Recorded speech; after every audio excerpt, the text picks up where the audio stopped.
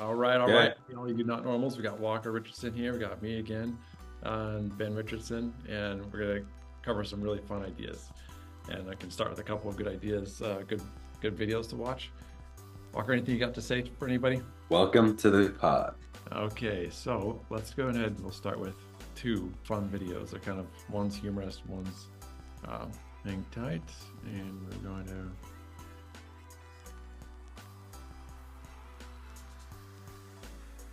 You see what's happening?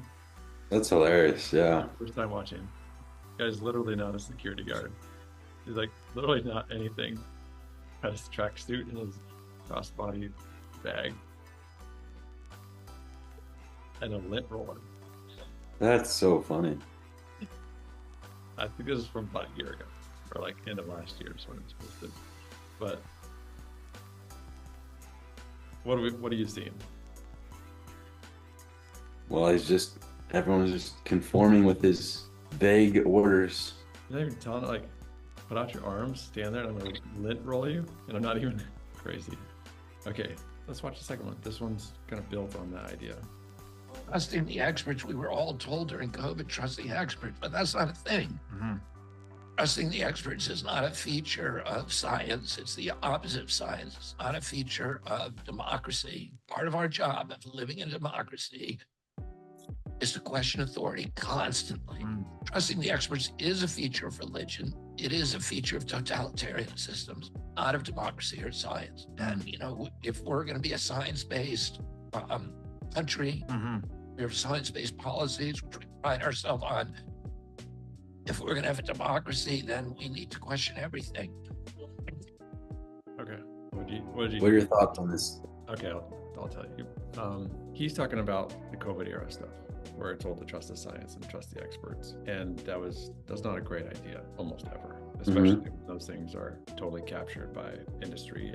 But he does have a good point that we really should be questioning. I would say even more than questioning everything, like really limiting the influence that these people have in our lives, especially in a republic where you have some representation of who you want in government and what you want to happen and you want to represent you. You need democracy, and I always take a little issue with that, but that's besides the point. Do you have any thoughts? Why do you take issue in that? Because we're not a democracy. It's a constitutional republic. There you go. Democracy is ruled by people rule.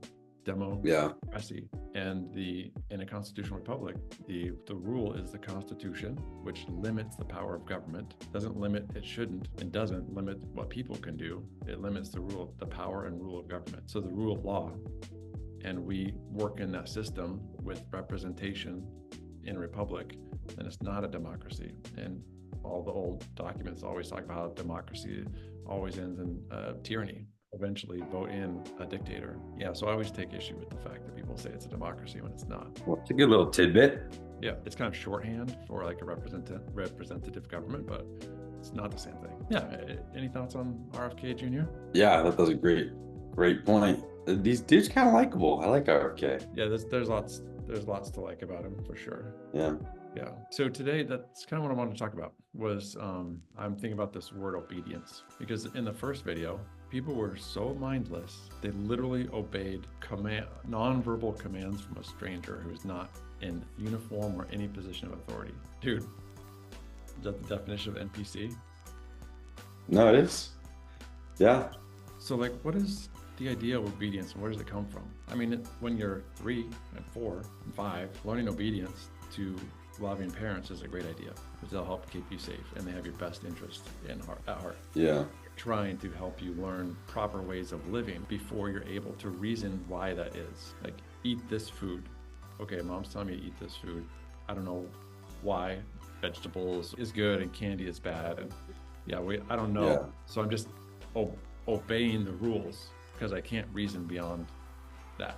I can't reason. So there's a place for it in kind of developmental progress, I would say. But at some point, later teenage years, that obedience needs to start transitioning into independence and learning principles over rules that you choose to live by, and you're making your own decisions. But so many people kind of listen to authority, and there's lots of reasons for it. I'm not going to say there's not reasons that we've developed to listen to authority, but they've just been so trained to listen to authority that they just keep listening obediently without thinking. Yeah, it's What like are we it's doing? it's a subconscious thing now. Yeah, and it's a sign of like an undeveloped individual, I would say, or devolved individual. Like maybe they got to this point and they, in this area of their life regarding government or authority, they kind of devolve into just following rules.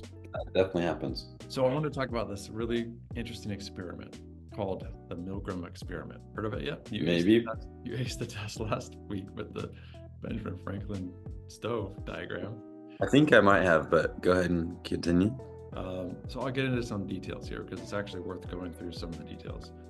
So this was in 1961, I think is when he started the study.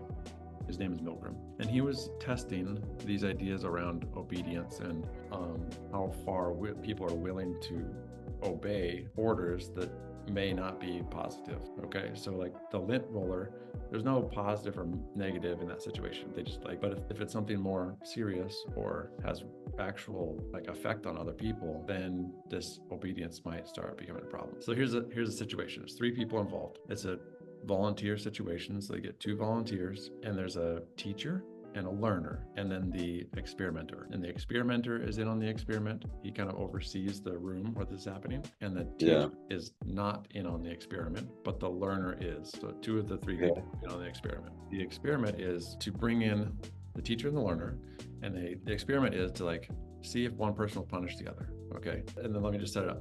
So the 2 people come in, they draw names. It's set up such a way that the teacher always draws the teacher card, and the learner who's in on the experiment always gets to be the learner. And they set it up so that the teacher is teaching the learner word pairs, and they have to memorize the word pair. And the teacher will give them a word pair, and if they're correct, they go to the next one. So it's like, can this person, how well can this person learn? If they get it wrong, they punish them, and they do it through an electric shock to the learner. So the teacher is in one room, they give them the word pair, and then the learner has to repeat back the word pair, but they take it to this different level. So the learner, they're both all in together, and then the learner goes into a different room where they're set up with what looks like an electric chair, and they're kind of strapped down, they can't move. And they have to push a button, one of 4 buttons every time, and if they get the wrong button, that's the feedback to the teacher has to shock them, and then they go to the next one. And each shock, the shock increases in voltage, and it's all set up so that the feedback from the learner is all pre-recorded. So there's like noises coming, there's like grunts and like increasing volume of screams or like banging on the wall every time they get shocked. And they get to a certain point where eventually they just go silent. Okay, so they're going through these successive series of questions and failures, and the shock voltage is going up and up and up, and it goes from mild all the way up to fatal level of shock. And this experiment, and they try to back out, and then I took a couple notes here real quick. And if the teacher is getting uncomfortable with this, the experimenter, probably in a lab coat, will just say like, please continue, or please go on. Like that's the first level of, and then if they go on, they don't say anything else. And if they protest again, they'll go to the next prod, which is the experiment requires that you continue. That's all they say. Yeah. And then if they say those 2 things and they continue, and then they say they don't want to do it again, the third prod is like, it's absolutely essential that you continue. All right. And then if they protest again later in the experiment, it says, you have no other choice. You must go on. This is what the experimenter is telling the teacher. The teacher is responsible for shocking this other person that they don't know, it sounds like they are in complete agony and like being destroyed later in the experiment. They're not being shocked at all. It's all pre-recorded. And so it's just all in the mind of the teacher. They run this and many variations of this over time, and they're all pretty similar in the results. But how many people what percentage of the people who are the teachers do you think would proceed all the way through the experiment and deliver lethal doses of electric shock, like literally killing the other participant? I bet like 60% at least. 60, you say? 60? Yeah. I mean, I've seen it before, but it was a long time ago. I don't remember. Okay, well, you're like totally ruining the punchline. That's the average. 61% of people. On the money. What are we doing here? Come on now. So there was analysis done of all these experiments by Thomas Blass of University of Maryland, He said that the average he found of the participants who were prepared to inflict fatal doses ranged from 28 to 91%. And then the average was 61%, and outside of the US, it was 66%. No big difference between men and women. I'm like, what are we saying here? 60% on average were willing to, 2 out of 3 almost, willing to deliver lethal doses? What's going on? Crazy, but also not that crazy. Like, you totally can imagine people just going along with what they're being told. But that's crazy to me. Yeah, but like I can totally, the people I meet every day, like I can imagine them not having like the courage to say no to some professional in a lab coat. Well, I think that's exactly kind of what we're talking about, is like, Yeah. what's going on with humans that they would do this to each other, you know? Yeah. Milgram had a summary of his experiences. So this was about 1974, I guess 11, 13 years after he started this. The legal and philosophical aspects of obedience are of enormous importance, but they say very little about how most people behave in concrete situations. I set up a simple experiment at Yale University to test how much pain an ordinary citizen would inflict on another person simply because he was ordered to by an experimental scientist. Stark authority was pitted against the subject's strongest moral imperatives against hurting others. And with the subject's ears ringing with the screams of the victims, authority won more often than not. The extreme willingness of adults to do almost any lengths on the command of an authority constitutes the chief finding of the study, and the fact most urgently demanding explanation. Ordinary people simply doing their jobs and without any particular hostility on their part can become agents in a terrible destructive process. Moreover, when the destructive effects of their work become patently clear and they are asked to carry out actions incompatible with fundamental standards of morality, relatively few people have the resources needed to resist authority. This has been done more than one time with variations to the experiment, different types of people, more often. Well, even like if you think about like wartime, like all those soldiers are in a real life version of that experiment, you know? Absolutely. Yeah. Yeah. So there's like another case study with millions of people. I mean, that's a great example because in a wartime, you're literally asked to inflict damage on other people. Yeah. And they do. And they do. And they do it because someone's telling them to, right? And there's probably lots of ways that people tell them to do that. Like it's for some greater good, some moral cause that we have, like to liberate some people. So we got to make some sacrifices. But yeah, that's a tough one. That's a real life example that's going on right now. So there's kind of 3 observations about this that I think are interesting to think about. Why are people doing that? Why are they conforming? You could see them. You're like, yeah, I could see people going along with this, but why do you think that they are? Because I think it's more painful for them to resist authority than it is for them to conform. I think that they're too scared of like authoritative figure, or they trust the authority more than their own opinion. Yeah. So there's kind of 3 theories here that kind of attach some reasons as to why someone might act like that. You said they're more afraid of non-conformity than of hurting another individual. In this case, delivering lethal doses of electric shock. Yeah, I think part of that, and that's the experiment too, is like I imagine they're not gonna feel quite so responsible. Like, oh, this is on the lab if something goes wrong, you know? Yeah, they can. I agree.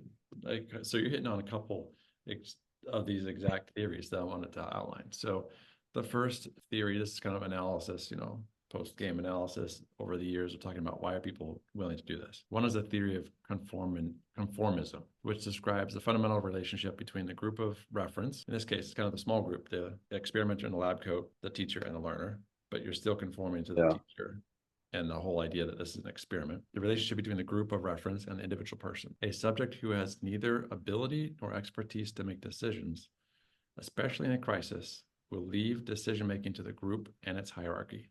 The group becomes or is the person's behavioral model. So they lead decision-making to the group and its hierarchy. They're conforming no matter what, because they don't have the ability or experience to make decisions on their own. Okay, I don't think it makes it better, but I do think that's true. That's what happens sometimes. Second theory, which is called the agentic state theory. Milgram said this: the essence of obedience consists in the fact that a person comes to view themselves as the instrument for carrying out another person's wishes, and they therefore no longer see themselves as responsible for their actions. Once this critical shift of viewpoint has occurred in the person, all the essential features of obedience follow. Yeah. So yeah, you mentioned both those. Like, I'm just doing what they're asking me to do. Yeah. It's not on me if something goes wrong. Yeah. And I didn't do anything wrong if something goes wrong. Yeah. The tech person should have done check, you know? Right. So those are interesting. And there's a third one here that I think is not talked about enough, but RFK Jr. actually touched on that a little bit, which is Milgram's results invoke belief preference as the underlying cause. So what does that mean? It means that people cannot be counted on to realize that a seemingly benevolent authority is in fact malevolent, even when they are faced with overwhelming evidence that suggests that this authority is indeed malevolent. Hence, the underlying cause for the subject's striking conduct could well be conceptual. So it's not that they're abandoning humanity. It's similar to others, but they're believing that this authority is asking them to do this thing for some good, some reason. And so like, it's not even that they're doing something bad. Like this is uncomfortable, but this authority must have some better purpose in mind. Kind of goes, it may be the war example. You could kind of go along with war thinking that there's some reason for it. Yeah. Okay. So I think the two things on there, like people cannot wrap their mind around the idea that authority may be malevolent, like that they may have evil designs or they might be lying about their intent. I think people can't wrap their mind around that. Yeah. I mean, I think when you think of like, that's clear. If you look at the world, you see it everywhere. yeah, you can see that with state governments, national. I'm talking about national when I say state. I'm talking about state powers and people believe I got you. Yeah. they're all benevolent. They have this idea that authority is good. It's benevolent. Has its best interest of that person or of society at heart. So it must be good if it's authority. It's kind of almost like it's the authority, so I must have earned it. Kind of. So it must be good. So I should do it. There must be some reason they're asking me to do this. So maybe because I'm also people, like in the experiment, like not that much above 60% of the world. So like, where's somewhere that I might be conforming that I shouldn't, I think that's a good question to pose every once in a while. Well, there's been some situations recently where it would be a good idea to think for yourself instead of going along with the crowd in certain situations, like if there's a pandemic. There you go. Bingo. So my observation from these three theories and thinking about this experiment is these three theories kind of have one thread that tie them all together that kind of explain what's happening.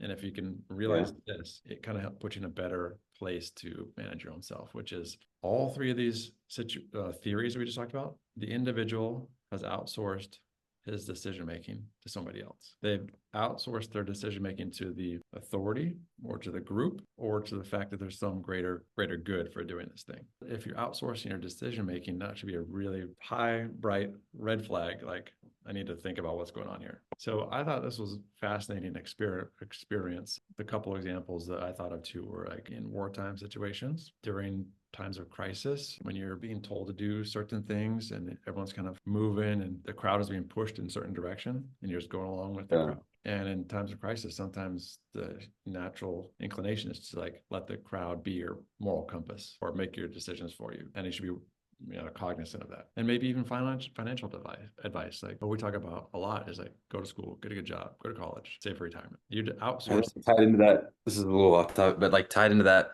financial advice sphere is like the frenzy. It's kind of a group that people conform to, of like frenzy around crypto or something. Oh, right. Okay. Or particular stock or the real estate market. Like that's group decision making. Yeah. Everyone's doing it. It must be good. Why? Yeah. So I think that's dangerous territory to be standing on when you're outsourcing your decision making. So this came about a lot because of World War II, and people had a lot of these discussions about the Germans and how does a regular German person commit these atrocities, which in hindsight and from across the ocean look like, how does someone do that? But in this experiment, you can see like, well, most people probably would do it. They do their little part in the process. And they're not masterminding it, so it's not their problem. So I think that's a good place to end it. Thanks, Walker. That was a great one. As always, if you like this kind of content, you know what to do. Like, subscribe. Definitely go to the website, notnormal.com. Grab your free magazine, get in the group, and we will see you on the inside.